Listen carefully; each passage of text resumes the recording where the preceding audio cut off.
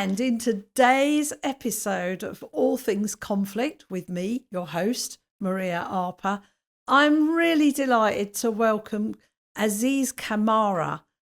I've known Aziz for a couple of years, and he is an expert in the construction industry in dispute resolution.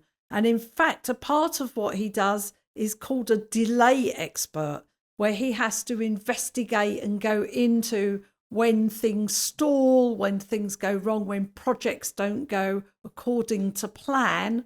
And he has to analyse all of that and work with the conflicts that arise. So welcome, Aziz, and let's jump in.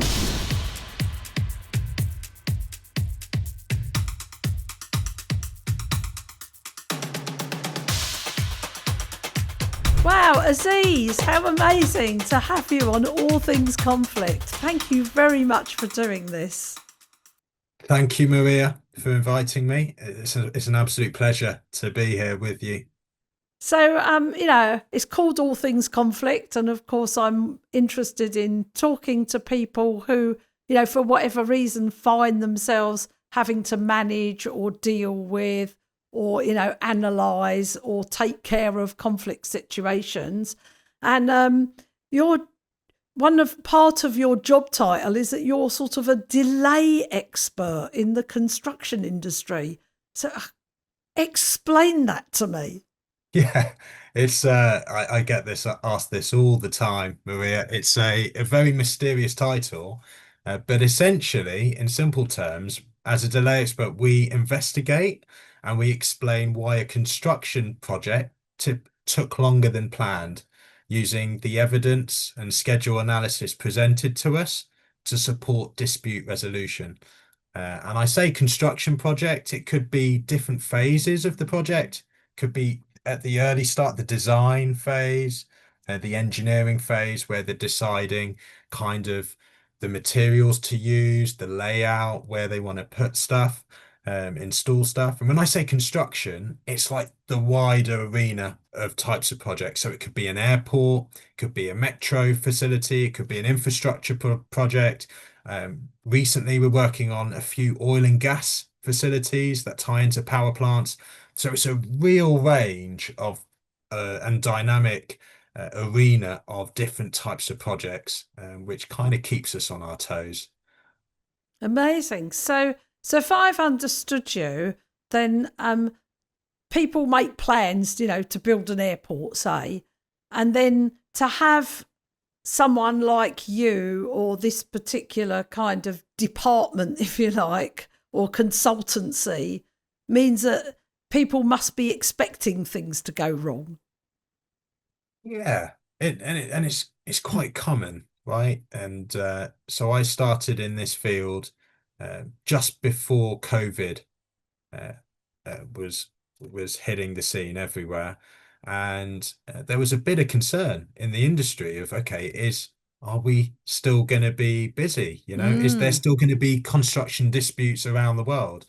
And we're on the other side now, and we can say actually that was probably one of the most hectic periods, primarily because there was a lot of issues with getting with the supply chain, getting materials round, delivered on time to spec.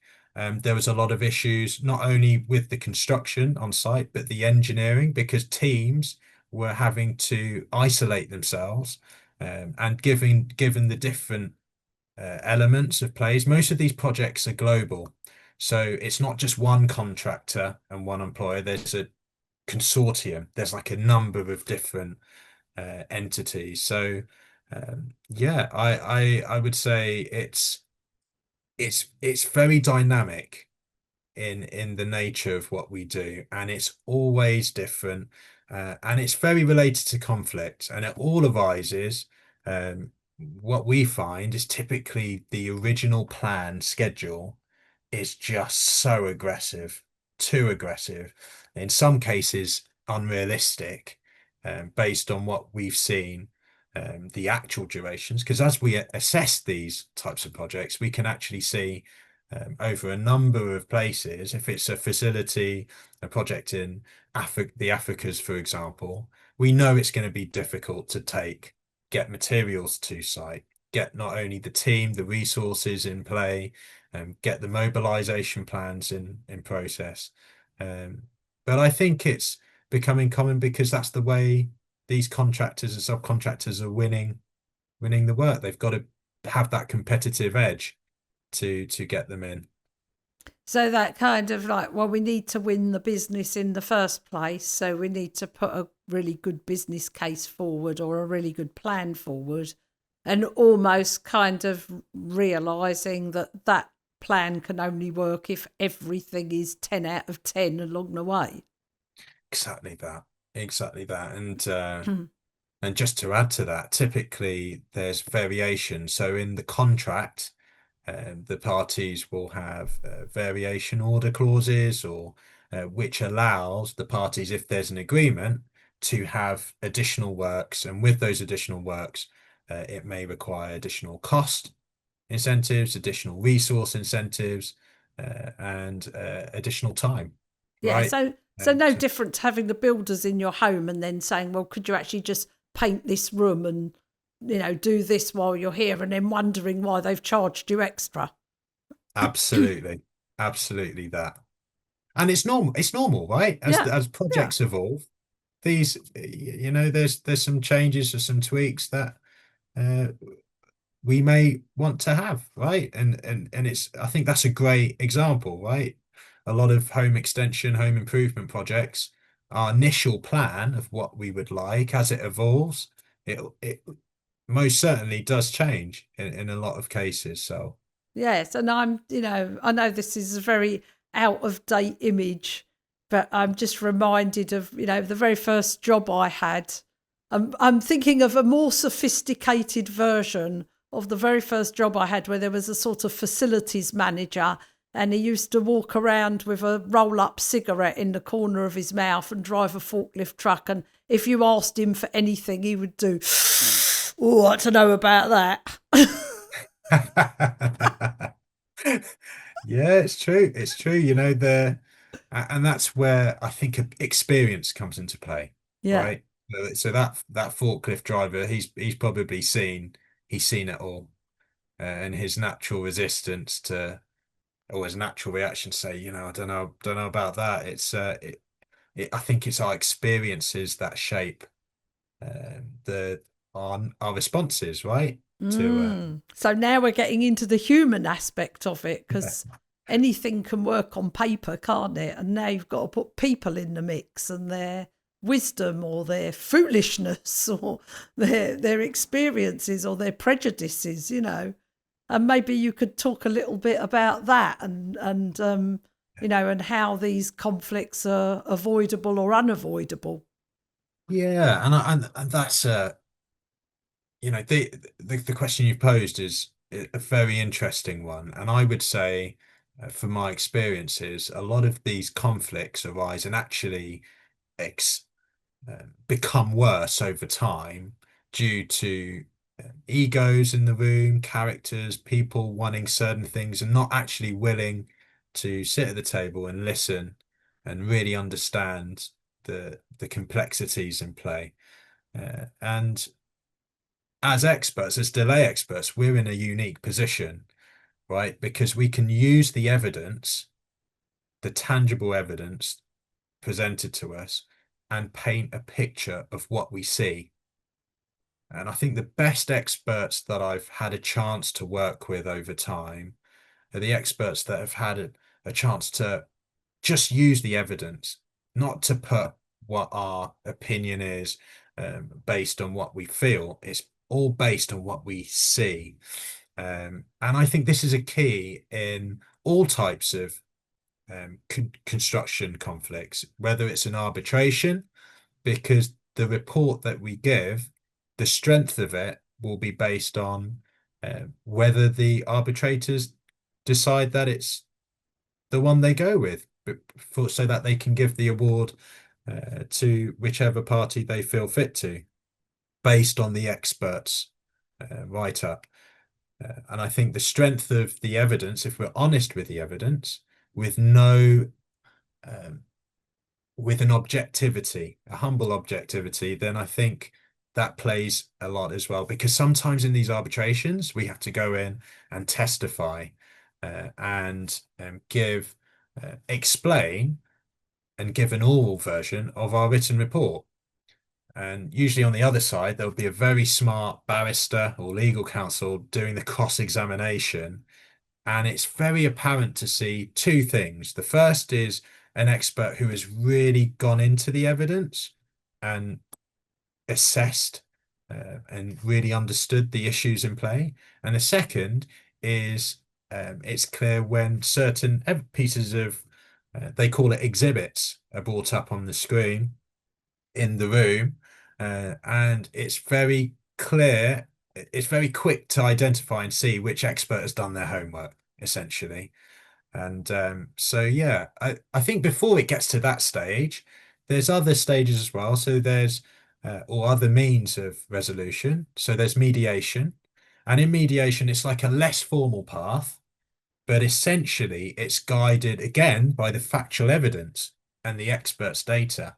What do we conclude in simple terms based on what we see? And yeah, and I think from experience, that's really rewarding because it creates a platform for the egos in the room to sit down and talk based on the facts. And we're there to serve the truth, as it were. We're there to serve that impartiality um, to the mediator or the adjudicator based on what we see again. And I think the final element is communication. So communication is absolutely key in all walks of life. But in these conflicts, um, they arise because there's typically a breakdown in the channels for communication between the parties. And we see that in letters, correspondence, meeting minutes. You can sense, just reading a meeting minute, you can sense who the hostile parties are. Certain specific questions are asked in a certain way. Certain things are noted down. And there's a lot of unnecessary disagreement. So I think communication is key. And this is where we can come in and say what we see, give that independent perspective, independent view, and potentially create a platform for the disagreeing parties to start communicating and to see if there is a way to resolve. Mm.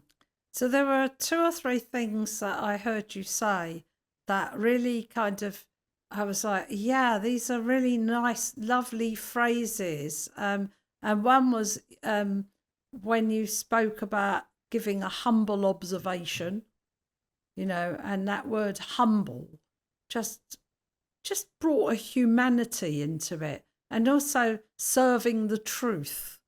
Um, and then I want to go on to the third bit, which was the communication. But can you maybe just speak about that? There was some real, as I say, humility in the way you spoke there that I suddenly thought, God, I'd love to work with Aziz because he's so human. Yeah, I think I think we all have it in us. And we've all been on projects where it hasn't gone to plan or things come into play, right? And I think that's when our true nature and our true reactions come about. And I'm grateful. I'm truly grateful for the opportunities that have presented itself for me. Because before I got into the disputes arena, I was on site. I was on, working with Ah, the engineering teams. I was seeing the complexities of these issues day to day, and seeing it in different regions of the world as well. Sometimes we forget to think the other side's perspective, but actually living it, get to see, okay, it's quite complex. It's really, really complex. And I think having that human factor, or that just understanding within us can unlock so much potential in getting things um, getting things moving in a positive direction. And I think it all boils down to, yeah, I'm knowing, personally knowing, things can go wrong. So what we've got two options. We either stick to it continuing to go wrong, or we can try and move it in a direction that's gonna uh, have a positive impact on everyone. And sometimes it's not the case. It's easier said than done, right? Um, I've also had the opportunity to work with a wide range of characters, Mm. leaders, natural born leaders, leaders doing it kind of in an orthodox style. And it's all been great. It's all been great. I think every opportunity is a learning opportunity to see, okay, what's the best I can take from this? And how could I become the best version of myself to exemplify a good example and to motivate and inspire others around me. I think that's the key in all of this. And this is life. And I think just remember, I had a great opportunity of doing the course with you and the team last year. And that was another layer, a lot of layers to that, to understanding the ability to listen. So, Aziz, the other thing that you spoke about was, the communication and how much can go wrong just in that aspect, let alone all the sort of factual and production stuff. Um, it was fascinating to me hearing you talk about that. You can even see the tension when you're reading the reports and the letters and the written communication can even show up where the tensions are and where the hostilities are building. So maybe we could go into that sort of element of things now, communication, how you view it, what you've learned, because you must have you must have learned a lot along the way and then, developed your own kind of style and how you see that between people. Yeah, I think communication evolves over time and the way we communicate. And I think there's different types of communication in terms of really listening to the communication around the teams and around us helps us make really credible, informed decisions. And also doing it in a way that is like human, like really remaining as calmed and composed as we can, especially through moments of conflict. I think from from my experience, I've had a chance to work with incredible leaders across different across a range of different companies who are really able to, in the moment of real tension, compose themselves and stay calm and communicate in a manner that diffused the situation. It just completely took the tension away. And I noticed them doing a few things. Like one of the things was like managing their tone, the levels at which the speed at which they were speaking as well. Because sometimes when we get really nervous, we speak really quickly. And the final thing was like their body language, communication through body language, using, gestures that will kind of calming. And yeah, I think those are, that's the kind of leadership and the leadership style that people just naturally tend towards because it's a positive it makes a positive impact, I believe, on the teams around me. But saying that, I have experienced leadership where it has been quite testing, not only to myself, but to the teams around me. And I think that that's a huge learn, if not a bigger learning opportunity, because it makes me aware and realize, okay, there's different ways in which these situations can be dealt with, and there's different kind of scenarios that people are kind of reacting in ways. So I think I think this is the complexity of life and the different kind of, perhaps there's no right way or wrong way, but from what I've seen, what really works is just remaining humble, remaining respectful, communicating in a way that uh, really keeps the channel open. And it is easier said than done. And I think it comes over time. It really does. It's the experiences, it's the of what we go through that shapes who we are ultimately. Yeah, I remember, when I first started mediating, there was, it was a very different, uh, it was a very different position and approach because as a mediator, when you're starting out, you want some successes, whatever, however we define success in mediation, but you want the parties to leave having made an agreement and feel that you were part of it. And then as you, go through hundreds, if not thousands of cases, and you start to understand conflict better and you start to understand the sort of ups and downs that people go through, realizing that it's a collaboration, it's a journey, it's a river, and you're going down the river with everyone, and you can't be responsible. You can be responsible for bringing the skill, and you can be responsible for remaining impartial or multi-partial, but you can't be responsible for making people make an agreement. Absolutely. That's so, I completely agree. And I think that was the eye opener for when when I was first introduced to you, Maria, in your incredible sessions that you facilitated and hosted, is the ability to realize that conflict is real, and is good, is normal. It can be bad, but getting used to it is is what really um, helps us um, evolve through it, go through it. I think essentially, um, it's I think it's the awareness, it's the normality of, or the narrative of conflict is bad, Mm. that actually prevents people from having the conversations to try and resolve it, to try and we see it in the nature of the work that we do.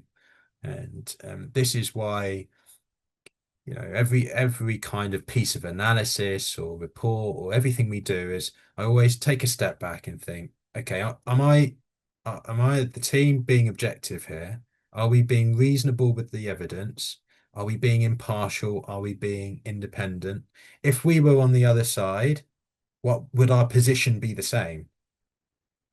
And if we can say actually yes to all of those elements, then we're on the right trajectory. God, if only we could do that in all walks of life. If I were, if I were on the other side of this, would I still be in the same, swimming in the same sort of pool? How amazing! What a wonderful way to look at it. Absolutely. It is, isn't it? I guess yeah, I guess it's from a deeper layer, it's impartiality from my perspective, but maybe it isn't if I'm being made aware Mm, of another side to the mm. story, another piece, a piece of the puzzle, right? And Yeah. So maybe we've got a few minutes left. I'd love to hear how these dialogue roadmap skills have perhaps changed things for you or improved things, or how you use those skills, in really practical terms.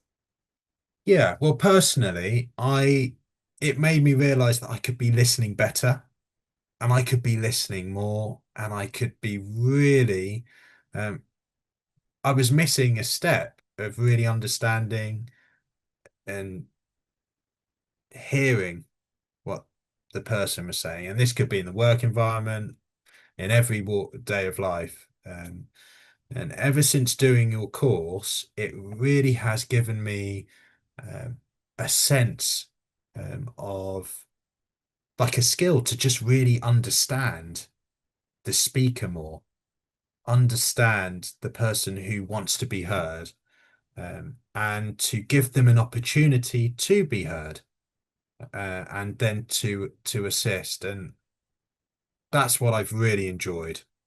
I've really enjoyed because I truly believe it's helped me in all walks of life, both professional, both personal, um, and it's it's also provided me an arena to kind of deal with scenarios in a much more productive manner. So, by way of example, if I was working on a project and the project management team is saying, look, this is what happened and this is why this, typically an old version of myself would say, okay, and I'd want to try and go along. But now I feel like I'm able to kind of just resist a little bit, sit back, really understand their position, understand the facts, understand the scenarios. It's usually at the end of what they're going to say is where all the fruits are laid to bear, and we can really get talk about the really critical issues. Um, it's also given me a sense of perspective, your courses, in terms of um, being able to help and assist with issues around us when conflicts arise. And um, I've truly enjoyed the course over the year, and then the ability to practice it, the opportunity to practice it on a live case, which was really scary, like super scary, but also another great learning opportunity to collaborate with yourself and the team to develop that those listening skills, and to facilitate the dialogue and have the kind of traits to know, okay, when to listen more, then when to move into the next phase and actually start probing, trying to understand, trying to then and to remain impartial, which is incredible. And yeah, the experiences that you brought to those sessions as well, it's just hugely beneficial to not only myself, but I'm sure the rest of the group would echo that as well. Yeah, it was a really wonderful year together, wasn't it? You know, doing those, and certainly I've loved working with you and getting to know you and watching your sort of picking up these skills and using these tools. Because you talk about the listening, um, and and really giving people the opportunity to be fully heard. Because the first thing people say is generally it's just a doorway. If they haven't even got to, it takes time for people to get to what they really, really want to be heard for. And often what we do is we run with the first or second thing someone says, and then they don't feel heard. I mean, the single most piece of feedback I get from teenagers and young people is adults can't hear them. You know, no point in talking to anyone because no one's listening. Um, so to give people that space and to wait and to really let people fully unload, fully kind of empty out is where you start to get close to what they're really trying to communicate. Mm. Yeah, completely. It's there's definitely an art to it. I tell you that, Maria. And I think it's uh personally, perhaps I've got a longer way to go, but getting the steps into motion and getting those elements in play to give everyone a chance to be heard is absolutely key. And it's hugely beneficial in the work environment with the teams, right? Giving everyone a chance to say their idea or how Mm. they think. we can do things because it's empowering. It truly is empowering. It gives them, our colleagues a chance to shine, to rise and shine, and to show what they got and to show what they can bring to the table. And there's value in, uh, and I think it's kind of a culture thing as well, in terms of it brings the best out of everyone. Mm. Because if everyone feels like they're being heard, then they're gonna want to be heard more. And then they're gonna then copy and exhibit the same traits that we exhibit in being able to give the chance for people to be heard and to listen more diligently, um, to then inspire and motivate. And it's like kind of a cy cyclic a cyclic kind of um, I can't think of the word. Yeah. Maybe you brought it, but it's kind of like a positive spread, a positive vibe Well, it of builds working. trust, that's the point. Then I think, if I've understood, we listen, we give people the space, they start to get empowered, they start to feel more confident, then they'll start contributing. And Mhm. and so I mean, I've got this whole thing. Funny, if I was doing a workshop at the weekend, and I reminded myself of something that I've often said in the 30 odd years I've been doing this work, whether, privately or professionally or whatever, I've realized that any conversation that is meant to be had will be had one way or another. And Mm. what we choose is how far we're going to suppress it and whether it's going to be had in the courtroom or on the battlefield when it could have been had really, really early on. And it might take years for it to come back and bite you on the bum, but it will. Absolutely. Absolutely. I think it's what I hear you say is yes, those conversations will always come into play at some point in Yeah. time. And it's only a matter of those times. And it's to be comfortable when the timing is right to have those difficult conversations. Yeah. And And it's so the quite job is creating the conditions in which that's we can have those conversations without unnecessary human suffering. mm, Well, this has been an amazing conversation, Aziz. As ever, whenever I talk to you, I always feel enriched. And thank you so much for coming on All Things Conflict and, having a conversation with me. Thank you, Maria. It's an absolute pleasure to reconnect with you. And as ever as well, it's just so inspiring speaking with you and sharing experiences and dialogue. So yeah, thank you so much for having me on your Good. show. And lots of love to you and all your family. Take care. Likewise, take care, Maria. Bye. Bye.